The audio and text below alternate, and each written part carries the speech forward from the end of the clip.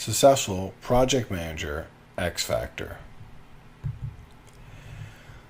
All successful project managers have what I call the X Factor. They have a handful of things they do well that really determine whether they have success or they don't have success. The number one thing I see that is a common denominator between all great project managers and house flippers is they apply common sense.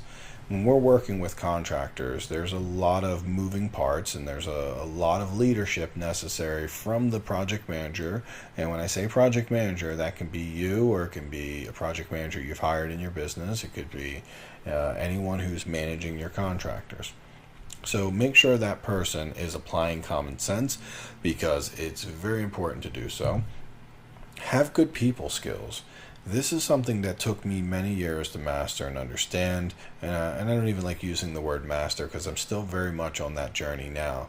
So I've been doing this for about 10 years, and I'll say that just in the last 2 to 3 years, I really have started to get a lot better with having people skills and treating my contractors in a way where I get so much better results, because instead of being tough on them, and I found a way to hold them accountable, but also get them to still like me and still want to be around me. So having people skills is not easy.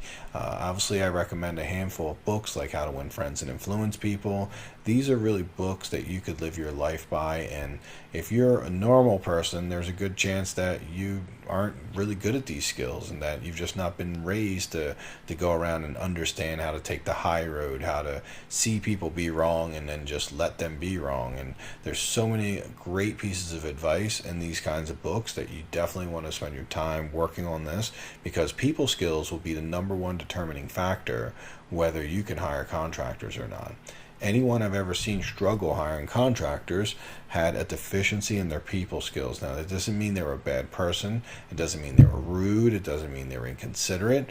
They just, whatever reason, were just coming off in a way that's not working well with the contractor. So make sure that you can stand your ground. That's a really another, like, one of the big X factors is that good project managers, good, people who are going to manage their own properties, being good at that requires that when contractors push and try to get you to give them more money than you know that you should be giving them, you have to learn to say no. If they try to get you to accept work that's not of good quality, it's very important that you learn to say no and you hold them accountable to finish. And you have to use your people skills to be able to do that in a nice way.